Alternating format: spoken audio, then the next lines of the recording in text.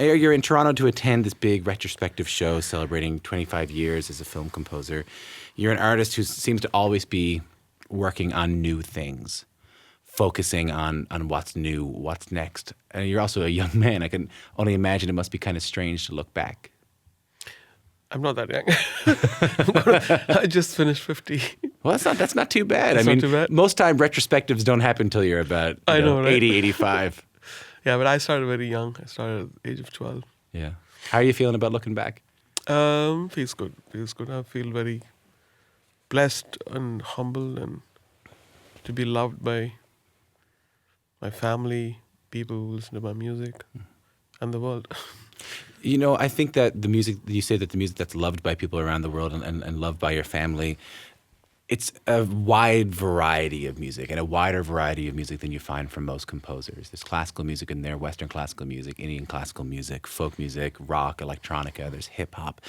But do you see, and I know this isn't an easy question, but do you see a commonality through all those genres that you play, like a signature that is you?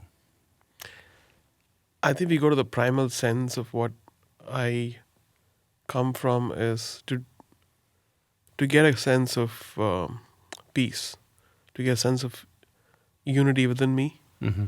And whether it's a rhythm section or whether programming rhythm or a melody or a repetition of a chant, or there is a sense of meditation or spirituality which is within me, which comes out, whether even if it's a fun song.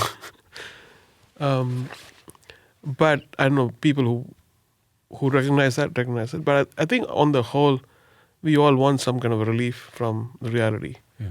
We want music to be transforming us or taking us to another place. And that happens. Does that happen to you before you sit down to compose, when you're sitting at the piano bench, or does it happen to you mid-composition? I think it's a strange thing, because sometimes you start playing, and when you're playing, you play the basic stuff, what comes on your hand, and then after a particular point, you transcend into something else. And we're all looking for that something else, which is not easy, because you have to mentally go into that space and then bring that out from your mind or whatever it's called. Yeah. And it can be surprising. It could be surprising. Most of the times, where was that? Where did that come from? I think it comes from... Those are the nice moments. Yeah. It comes from moving away from what's there and then finding the seeker inside you is seeking something different.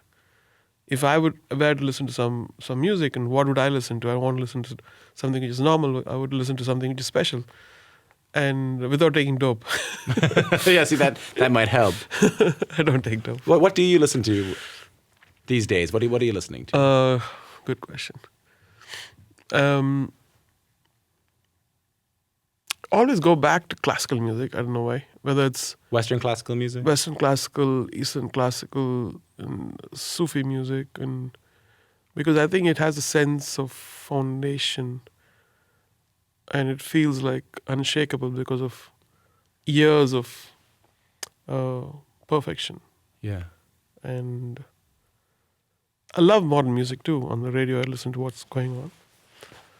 It gives me a sense of peace. Well, it's elemental, I think, when you listen to etudes, when you listen to, say, Chopin, like, the etudes, they're very, very simple. They're meant to be studied. They're meant so that you can get your technique up. Yep. But what they really introduce you to is the groundwork of the music that you'll be making. Absolutely. I know your father was a musician as well. Your father was a musical director. He was a composer, conductor, arranger, everything. A great musician, from what I understand. Yeah. And he passed away while you were young. What memories do you have of him? I know you just kind of perked up when we talked about his music. What memories do you have of him playing music? I mean, for every son, the father is a hero, right? Yeah. I think for me, it was interesting to watch him perform all over. He was almost leading many bands, and he would work in multiple studios at the same time, just side by side. And so the sense of admiration, and after he passed away, the sense of respect, which people had an aura about him, and that aura actually kind of inspired me to keep up with what he did and go beyond. And I know he passed away when you were very young. Do you think or how do you think that experience influenced your art, influenced your music? I had a sense of freedom even at that time. I wanted to. What do you mean? After he passed away, I was playing as a session musician. I was playing to people, but my mind was not restrained to what I was playing for other people. I wanted to go beyond. I wanted to listen to stuff which was not there back in Chennai. Yeah. I would listen to world music, classical music, Chinese music, Yeah. or African music, or jazz and Chick Corea, Dave Grusin, Yeah. and then Hollywood film scores like John Williams and Vangelis. And so in my mind, I was this rebel inside who wanted to do something else than what was there, because what's there is there already. It's reachable. But so I think that kind of helped me to open up and seamlessly integrate when I wanted to do more, whether my film scores or coming to Hollywood or understanding and adapting to different styles. Well, you had every opportunity to do more because you were kind of pushed into being a full-time musician. I know that your mother kind of encouraged you in a not so subtle way to start playing music, to give up school. What was her rationale behind that? I think she believed that I was born to do music and not something else. So Yeah. she believed it more than me, and because I didn't have a choice because she was a widow and we had 3 sisters. Yeah. And I had to go and earn. So in a way I had fun. At the same time there was a responsible job, and I didn't know that this would turn into something more passionate in later years. How do you feel about it now? I feel very good. I feel what a decision she made. Otherwise I'd be repairing computers in a corner shop. You have no. But at the time, did you want to be a full-time musician? I mean, I just picture you leaving the school one day, going home, playing piano, and never walking back to that school, but instead going out and playing piano. I mean, did you want to do that at the time? At that time I was wondering about other things, about social respect and another thing. What would, if I don't study, if I don't get I will not graduate something, would people respect me? And then, of course, all that went off. And I got multiple doctorates all over the place. And at that time, my mind space was that. But going deeper into things which opened up, like in '84, the first MIDI instrument came in, I bought it first. And I wanted to learn. The first musical computer came in, I bought it first. So I could afford all that because I was earning at the age of, what was my age? 18? Something like that. But that's interesting. Herbie Hancock was in here not too long ago, and I got a chance to speak with Herbie, and he said something very similar. He said as soon as the first, now mind you, he had already done a lot of incredible things, but he said as soon as the first MIDI computer came out, he wanted to get it right away. As soon as the first synthesizer came out, he wanted to get it right away and see what he could do with it. You don't strike me as a composer or a musician who likes to look in the past. I just want to keep evolving. At the same time, not get boggled by the technology, but how to master it and how to throw the technology aspect, the word out, Right. and relate to me with soul, with the kind of feeling which I have, and translate that without any boundaries or without any restrictions of knowing about programming or switches. So I have all my key commands memorized, and and when I go to sit on my Logic or when I program stuff. Is that so? Like you have memorized everything you have to do technologically, so you don't have to think about it? Yeah, I don't have to think about it, because that's when I felt like it took 3 years for me to shift from a hardware sequencer to the computer workstation. Yeah. And I would have it set up in a room so that I would surpass this whole, what is that key command for this? Well, yeah. Yeah. But it's not For that, it took me 3 years. So till then, I didn't even go near. I had the computer, had my Pro Tools Logic set up, and I wouldn't even touch it. I would still be sequencing on my MC500, Roland MC500, because I was so fast on that. I worked almost 10 years on that. But that's no different than playing piano. Like if you're sitting down, if you're composing and you're trying to remember what a C# augmented chord is, you're not going to be as creative as you are. But this is like probably 100 times more, because you're talking about samples, you're talking about it's a lot to learn. Yeah, algorithms and operators and FM synthesis and this and quantization and listen, multiple stuff. I play the banjo, man. Like I got, I got that one thing I got to do on the banjo. Even when I plug it in, I can't really do it. Can we listen to Because I was go ahead. I was doing commercials and commercials were like 20 seconds of music, but I did it passionately because that was my only way to compose because I was playing for other people. But creatively, I was really writing music for commercials. So the computers helped me to be independent, not to rely on anybody else, but be secretive about it and be more personalized. So it comes out as my music totally, and doesn't depend upon anybody else. It took me a long time to be collaborative and to work with other musicians. Do you find that hard? It took me because I'm so intimidated by people. At least back then. Now I'm better now. Yeah. And not after playing with Mick Jagger and Dave Stewart and Joss Stone and David Marley all together in Henson Studios where We Are the World was recorded. So after that, it changed my life. Yeah, I think once you're with those guys, you're going to be okay. Let's listen to some music. This is a little bit of what happened to be your first hit soundtrack in India. This is from 1992. சின்ன சின்ன ஆசை சிறகடிக்கும் ஆசை முத்து முத்து ஆசை முடிந்து வைத்த ஆசை வெண்ணிலவு தொட்டு முத்தமிட ஆசை என்னை இந்த பூமி சுற்றி வர ஆசை சின்ன சின்ன ஆசை. China China essay from the 1992 Indian film Rocha. It was written by composer a.r.rahman, who is with me right now in our studio. So you were 24, 25 years old when you wrote that? Yeah. What do you, let me turn your microphone back on. What do you hear when you listen to that now? It feels good. Yeah? Just that instead of the keyboard strings, I would have used live strings. Oh, yeah? But at that point, it was such a low-budget movie. Yeah. I felt blessed that this movie had come because I was working with one of the most reputed directors, whom I was a big fan, Mani Ratnam. And it was my first opportunity. Do you still recognize yourself in there, or does it sound like somebody else? No, it does. You hear yourself? Yeah. Yeah? Well, it's you. Because I have to perform that in every concert. Oh, do you really? You still have to do it? Yeah, it's my first song, so. Do you mind? Yeah, I love it. I'm proud of it. I mean, there's no shortage of musicians. I mean, I don't know how much Mick Jagger loves playing. I don't get no satisfaction, anymore. I mean, most of the songs-wise, it's not just me. It's great lyrics. Some of the guy writes the lyrics, and the concept is by the director. So it's a mix of three energies together. Doing stuff. Why do you think that soundtrack was so revolutionary? It was called one of the top 10 greatest soundtracks of all time. I don't know. It's hard. It's a hard question to analyze. I think at that point of time, my state of mind was, this is my last movie, so let me do it amazingly well. I don't know why. Yeah.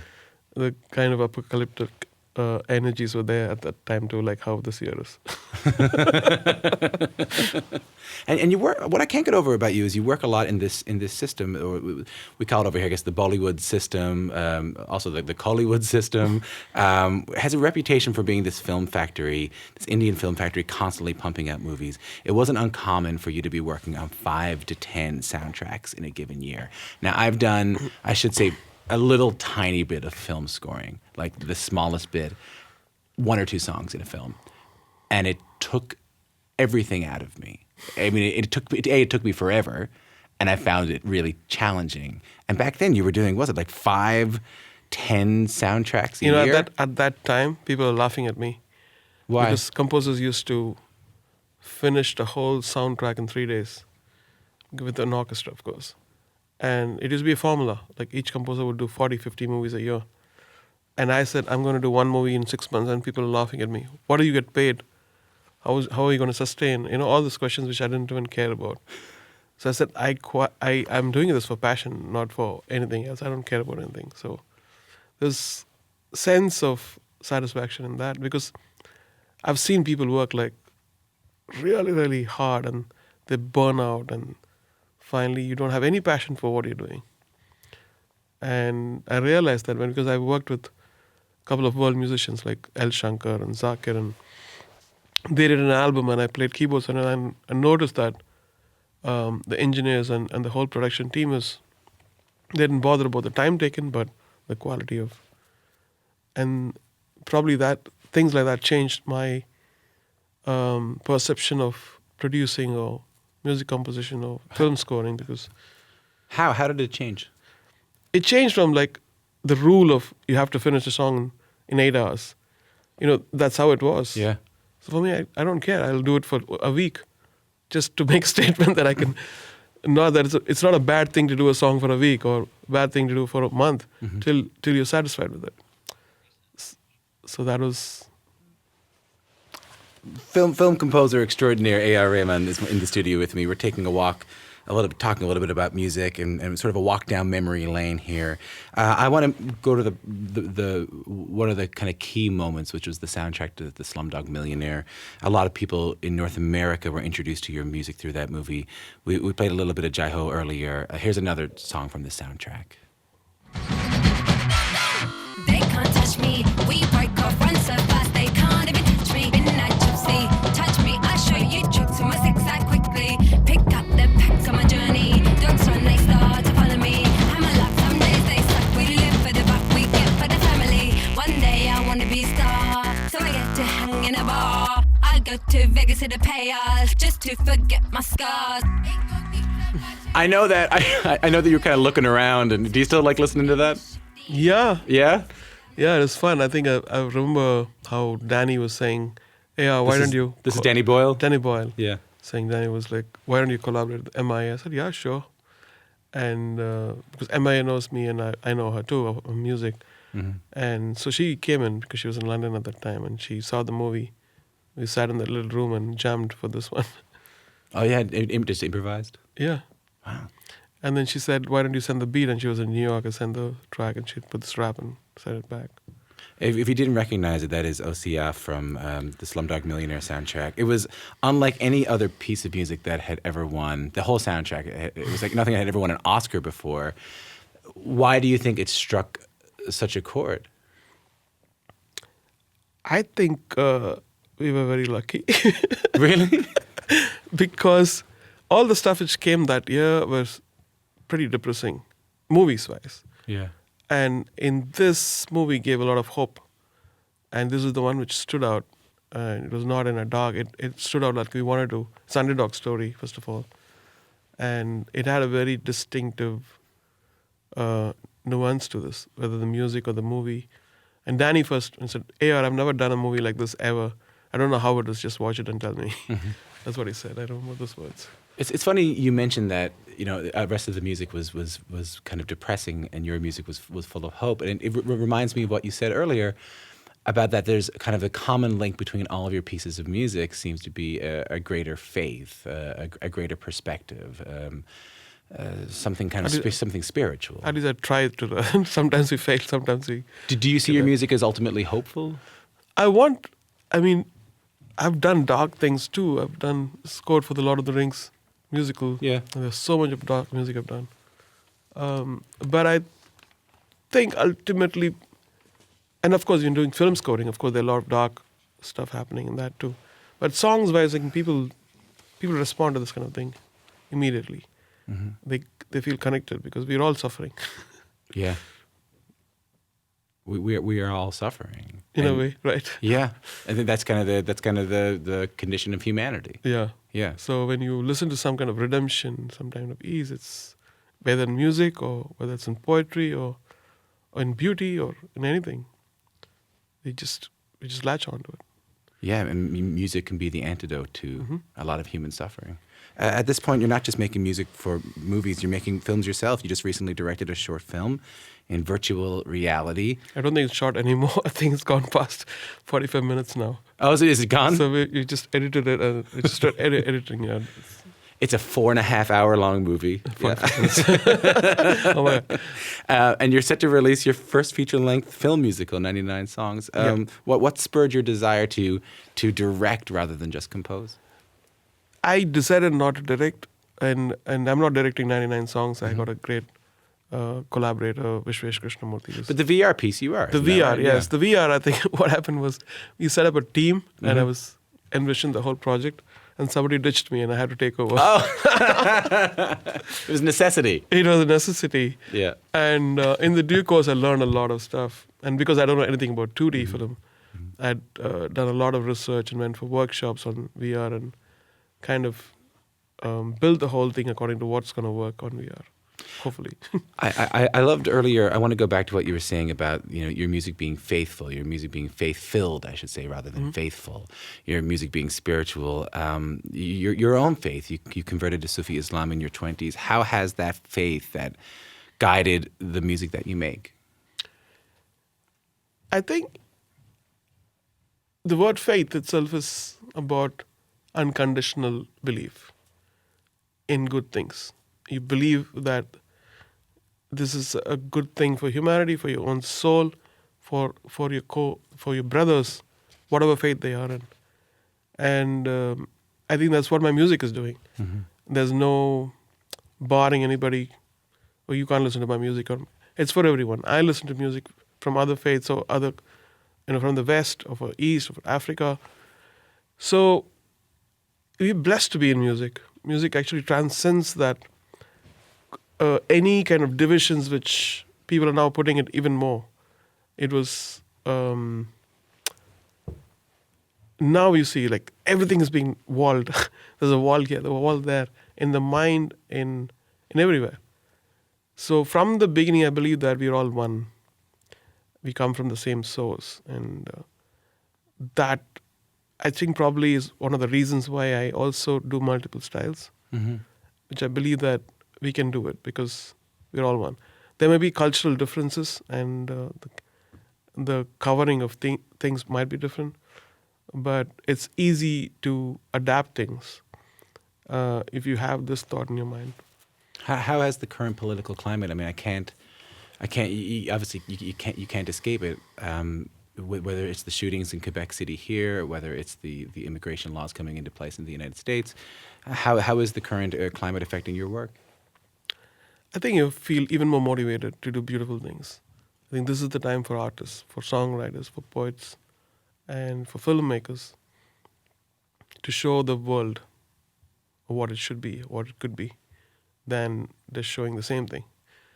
Transport them into something alternate beauty, or bring the past, bring stuff which is so beautiful, and focus on that. And Before I let you go, what's your favorite chord? Chord. Chord. Oh, the 13th. The 13th? That's a beautiful one. Yeah, All right. I like for now. a.r.rahman. Thank you. We'll play a little sample of the 13th chord now in a minute. Thank you so much.